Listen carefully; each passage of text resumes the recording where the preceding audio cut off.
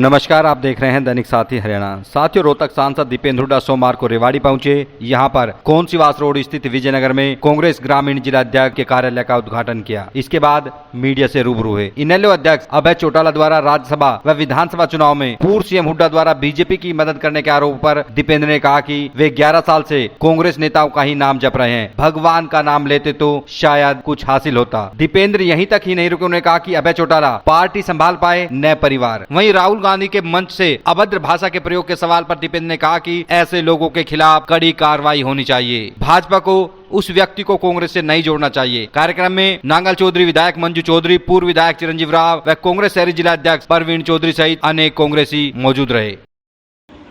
आज आने का हमारा सर्वप्रथम एक उद्देश्य, जो हमारे जिला अध्यक्ष बने हैं, इन्होंने अपना कार्यकाल का शुभारंभ किया है, कार्यालय नहीं कार्यकाल का, और उनको बहुत बहुत हम शुभकामनाएं देते हैं। दोनों को, भाई सुभाष को जो हमारे ग्रामीण के जिला अध्यक्ष हैं, और हमारे जो शहरी के जिला अध्यक्ष हैं भाई प्रवीण।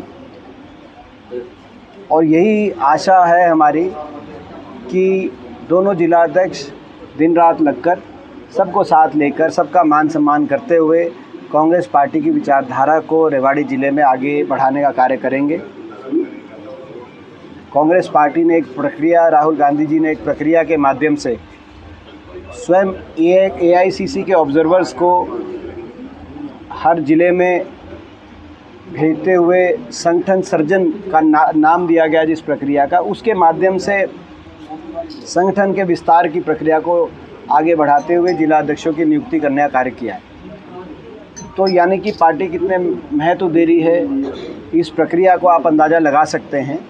तो आज बड़ी जिम्मेदारी दोनों जिला अध्यक्षों की नहीं, पूरे हरियाणा में जो सभी जिला अध्यक्ष नियुक्त हुए हैं, उन सबको हम बधाई देते हैं रेवाड़ी से आज।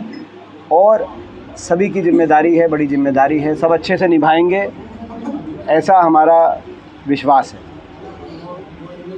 जहाँ तक आज वोटर अधिकार यात्रा, जो राहुल गांधी जी के नेतृत्व में वोटर अधिकार यात्रा बिहार में 15 दिन तक यात्रा चली, आज उसका समापन का कार्यक्रम है पटना में, जो 1 मार्च के माध्यम से वो समापन किया जा रहा है। और जैसे मेरे भाई चिरंजीव ने आपको अभी पहले बताया, राहुल गांधी जी ने जो सवाल पूछे थे उस वोटर अधिकार यात्रा के माध्यम से, और उससे पहले एक प्रेस वार्ता के माध्यम से, चुनाव आयोग के पास उनका कोई ठोस जवाब दिखाई नहीं दिया। बल्कि जो मुख्य चुनाव आयुक्त ने जो प्रेस कॉन्फ्रेंस करके जवाब देने की कोशिश करी, उसमें तो और भी ये दिखाई दिया कहीं ना कहीं चुनाव आयोग छुपा ज़्यादा रहा है, बता कम रहा है। आज देश के लोगों के दिलों में सवाल है कि चुनाव आयोग जो निष्पक्ष होना चाहिए, देश में लोकतंत्र का एक फंडामेंटल ये आवश्यकता, चुनाव आयोग निष्पक्ष हो, लेकिन वो निष्पक्ष नहीं, कहीं ना कहीं भाजपा की सहायक भूमिका में नज़र आ रहा है।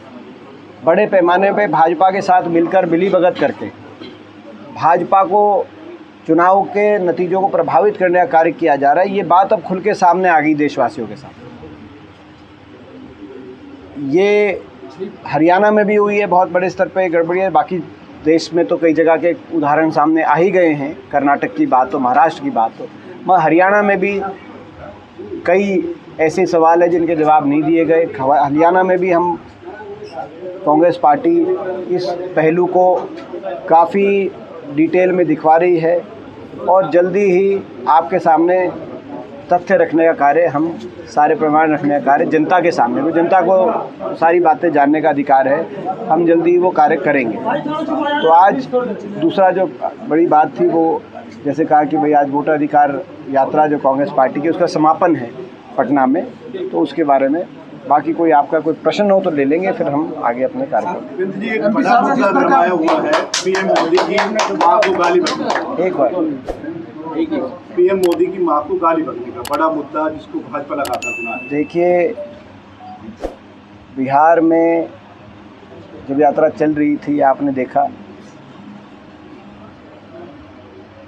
कोई एक व्यक्ति जिसका कांग्रेस से कोई लेना देना नहीं, जब कांग्रेस का कार्यक्रम खत्म हो गया और आगे चल दी गई यात्रा, तो कांग्रेस के स्टेज पे आके को अनाप शनाप अगर कोई कह रहा है तो मैं समझता हूँ ऐसा व्यक्ति तो पार्टी क्या समाज के लायक ही नहीं है, उसको समाज में भी स्थान नहीं दिया जाना चाहिए और कानूनन भी कार्रवाई हो और सामाजिक भी उसको दंडित किया जाए ऐसे व्यक्ति को। लेकिन भाजपा उसके आड़ में हिंसक मोड़ देते हुए और प्रदेश कांग्रेस कार्यालय पटना में जो हमारा प्रदेश कांग्रेस कार्यालय है उस पे भाजपा ने जो अटैक किया, भाजपा के कार्यकर्ताओं ने, क्या प्रजातंत्र में एक पार्टी दूसरी पार्टी के कार्यालय पे इस तरह की हिंसक जो है हमला बोल सकती है? और वो तो कई फ़ोटो उसकी तो बीजेपी के लीडर्स के साथ ही आ रही है। उसकी क्या पृष्ठभूमि थी, क्या था, वो सारी चीज़ की उसकी जांच हो कि कहीं ये कोई षड्यंत्र तो नहीं था, वो मेंटल था या वो असामाजिक तत्व था, क्या था। तो वो सारी चीज़ों का जांच हो के तथ्य भी वो जांच का विषय। लेकिन उस बात को आप उस बात की आड़ लेते हुए और आपने एक हिंसा का प्रयोग किया और कांग्रेस प्रदेश के कार्यालय पर अटैक कर दिया। मैं समझता हूँ उस कृत्य की भी हम निंदा करते हैं, क्योंकि प्रजातंत्र में, संवैधानिक व्यवस्था में हिंसा का कोई स्थान नहीं है। भाजपा की बौखलाहट दिखाई देता है कि भाजपा ये जो सवाल पूछे गए हैं, भारतीय जनता पार्टी इन सवालों से तिलमिलाई हुई है। चुनाव आयोग और भाजपा की जो मिलीभगत लोगों के सामने आई है और आ रही है, उस बात को भाजपा हजम नहीं कर पा रही और इसीलिए हिंसा। मगर कांग्रेस पार्टी हम अपने सत्य पे और अपनी अहिंसा के रास्ते पे टिके रहेंगे। अभय चौटाला रेवाड़ी में है। दीपेंद्र जी, हाँ जी, दीपेंद्र जी, अभय चौटाला रेवाड़ी में है। 3 दिन पहले एक बयान दिया कि हुड्डा पिता पुत्र ने हरियाणा में कांग्रेस को हरवा दिया। देखिए, वो 3 दिन पहले ही नहीं दिया। अभय चौटाला जी पिछले 11 साल से हुड्डा साहब का और मेरा नाम का जाप करते डेली। शायद ही कोई दिन हो जब उन्होंने हमारा नाम ना लिया हो। असल में वो फ्रस्ट्रेशन में है। वो फ्रस्ट्रेशन में कि उनका जनाधार खिसक गया और उनको लगता है कि हुड्डा साहब और मेरी वजह से उनका जनाधार खिसक गया है और वो पार्टी का अस्तित्व हरियाणा में बचा नहीं। लेकिन वो ये ना भूले कि हुड्डा साहब और मेरे को अपने जनाधार को खिसकने का वो अपने मन में जो दोषी ठहराते हैं, वो जनाधार खिसका उनके कर्मों की वजह से। वो अपने कर्मों पे भी मंथन करें कि उनके कैसे कर्म रहे होंगे कि लोगों ने उनको अस्वीकार कर दिया, उनकी पार्टी को अस्वीकार कर दिया।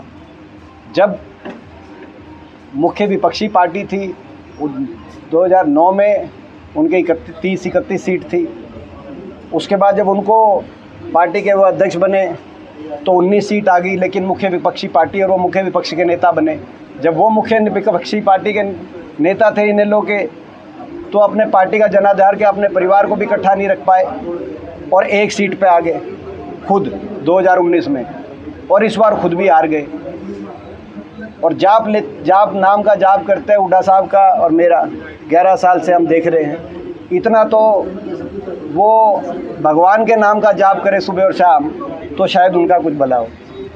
सांसद साहब, जो आप वोट चोरी की इस अभियान चलाए हुए हैं, आप भाजपा आरोप लगाती है कि नाम से कांग्रेस अगर हार गई तो वोट चोरी हमें याद आ जाती है, अगर कांग्रेस जीत जाए तो याद। ऐसा नहीं है। चंडीगढ़ में हम सब लोगों ने देखा है जी किस तरह से देखो इसमें बड़ा सबूत तो और सुनो, इसमें जीत हार नहीं, कोई सारी वोट नहीं परिवर्तित कर सकता। जो जीतती है उसका भी मार्जिन, जैसे मैं देख रहा था मुख्यमंत्री जी ने कहा कि रोहतक से जो मेरी जीत हुई और कहा कि अगर वोट चोरी होती तो मैं कैसे जीतता रोहतक से। उसमें हमारा ये कहना है कि अगर वोट चोरी नहीं होती तो जीत का मार्जिन और ज़्यादा होता। तो लोगों ने ही जब 3.5-4 लाख से, तो अब मार्जिन आया, लेकिन और ज़्यादा मार्जिन आता। और 2019 में क्या हुआ सब जानते हैं। और चंडीगढ़ के मेयर के चुनाव में जैसे हमारे बड़ा सबूत तो उससे बड़ा सबूत तो कोई है हो नहीं सकता। देख लिया वो तो अधिकारी अंदर बैठ के क्या काम कर रहे हैं। और सीसीटीवी आप बताओ, चंडीगढ़ में तो सीसीटीवी मिल गया था कि नहीं मिल गया था मेरे भाई? चंडीगढ़ सीसीटीवी मिला था। आप बताओ, चुनाव के बूथ पे अब सीसीटीवी नहीं दे रहे, कह रहे कि भाई महिलाओं अब महिला वोट डालने जाती हैं, पहली बार हमने सुना है कि अंदर की से आज जो कह रहे हैं कि चुनाव में हम सीसीटीवी नहीं देंगे पोलिंग बूथ का। आपने देखा क्या? फिर अंदर पोलिंग बूथ के अंदर अधिकारियों को क्यों बिठा रखा है? फिर पोलिंग बूथ के अंदर पोलिंग एजेंट को क्यों बिठा रखा है? तो मैं समझता हूँ कि आप ये जो कह रहे हैं, ये जितना कह रहे हैं, ये अपने बातों के जाल में स्वयं उतना फंस रहे हैं। सर, कितना फायदा मिलेगा? एमपी साहब, नए संगठन के गठन के बाद जिस प्रकार से कांग्रेसी यहाँ एकजुट दिखे हैं, क्या मैसेज जा? कांग्रेस एकजुट है और पूरे प्रदेश में भी कांग्रेस पूरी तरीके से एकजुट है, और रेवाड़ी में तो कांग्रेस हमेशा से पूरी तरह एकजुट रही है और हम एकजुटता से ही आगे बढ़ेंगे। एक और बड़ी बात जो आई है, देखो आप प्रश्न एक और आप ले सकते हैं। वो बड़ी बात यह आई कि 10 महीने में 10 लाख BPL कार्ड काटे गए हरियाणा में। 10 महीने में केवल 5 महीने 5 महीने में 5 महीने चुनाव के बाद पूरा 10 महीने चुनाव के बाद का समय। हरियाणा एक ऐसा देश में और दुनिया के अंदर राज्य बन गया, मुबारक, जिसमें दुनिया में सबसे ज़्यादा गरीबी बढ़ी तेजी से। चुनाव से पहले 27 लाख BPL परिवारों की संख्या बढ़कर 51 लाख BPL परिवारों की संख्या हो, और 75% गरीबी की रेखा के नीचे आ गया हरियाणा, जो आज़ादी के टाइम देश में जितनी गरीबी थी उससे भी ज़्यादा था, उससे भी डबल। और उसके बाद जैसे ही चुनाव में वोट गिरी, 2 राशन बटे और वोट गिरी, क्योंकि प्रलोभन भी एक चुनाव आयोग है कि प्रलोभन नहीं दिया जाए, मगर ये तो सरकारी प्रलोभन। अगर लोगों को फ़ायदे पहुंचाने की नीयत से होता है तो ये कार्ड बने रहते, हम भी स्वागत करते, लेकिन केवल वोट लेने की नीयत से बीजेपी ने कार्ड बनवाए। अब 10 लाख कार्ड BPL परिवारों कार्डों काट दिया गया। 10 लाख का मतलब ये है कि हर लोकसभा क्षेत्र में 3 से 4 लाख मतदाता, 1 लाख कार्ड हर लोकसभा क्षेत्र में, 3 से 4 लाख मतदाता हर विधानसभा क्षेत्र में BPL कार्ड में। तो ये सबसे तेजी से गरीबी आई और गरीबी गई चुनाव से 2-3 महीने पहले, और चुनाव के 5 महीने में सबसे तेजी गरीबी चली गई। ये गरीबी का तूफान आया था हरियाणा में, और ये तूफान अमीरी में बदल गया, और अमीरी में अब अमीरी का तूफान आ गया। तो ये मैं कहना चाहता हूँ कि ये भी एक बहुत बड़ा वोट चोरी का तरीका है। आप समझें इस बात को। ये वही हुआ है जब कहा गया कि हर महिला को 2100 देंगे, हर महिला को। अब वो नहीं, उसमें कंडीशन आ गई, जैसे जो बहुत तेज किस्म के कई कंपनियां होती हैं जो लूटने का काम करती हैं, वो इश्तिहार में कुछ देती है, नीचे कुछ छोटा सा एक। इन्होंने तो नीचे ये इतने बड़े वोट चोर निकले, इन्होंने नीचे भी कुछ नहीं लिखा। इनकी तो जो गारंटी थी उसकी तो कोई वारंटी नहीं निकली। लेकिन सवाल ये ना, आप लोग सड़कों पे क्यों नहीं उतरते? बीजेपी जैसे आपके एक मुद्दे पर सड़कों पे उतर गई कल, आप लोग क्यों नहीं उतरते उस तरीके से? हम अभी हमारा संगठन बना है और हम सड़कों पे ही हैं।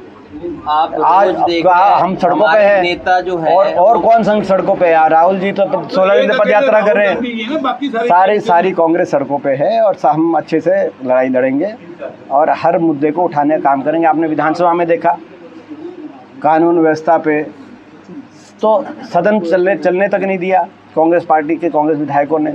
तो सदन से लेकर और सड़कों तक हमारी लड़ाई लोगों के और अभी 3 प्रदर्शन हमारे जिला कांग्रेस कमेटी ने किए हैं। देखिए, कानून व्यवस्था पे आखिरी लेते हैं, क्योंकि देखो मेन सारे हो गए। तो देखो एक सेकंड लास्ट लेते हैं कानून व्यवस्था पे, उसके बाद क्योंकि इनका मेन प्रोग्राम। एक सवाल है, जो रामगढ़ भगवानपुर में आप जा रहे हैं सिविल हॉस्पिटल को लेकर, आज आप जा रहे हैं, राव इंद्रजीत के खिलाफ वहाँ धरने पर बैठे हैं, क्या कहेंगे? देखिए, वहाँ पे धरने पे हम जा रहे हैं, और जो वहाँ के ग्रामीणों ने, क्योंकि आज का हमारा कार्यक्रम था, ग्रामीणों ने हमें उस धरने के लिए कहा कि भाई आप विपक्ष में हैं। अस्पताल को लेकर सरकार द्वारा हमें कुछ कहा गया था, लेकिन उस वायदे की पूर्ति नहीं की गई। बतौर विपक्ष हमारी जिम्मेदारी है कि हम जो भी कोई अगर ऐसा पक्ष है जो सरकार के रवैये से जिनकी को लगता है कि भाई उनके साथ वायदा खिलाफी उनकी बात सुने, तो हम धरने पे जाके उनकी बात सुनेंगे।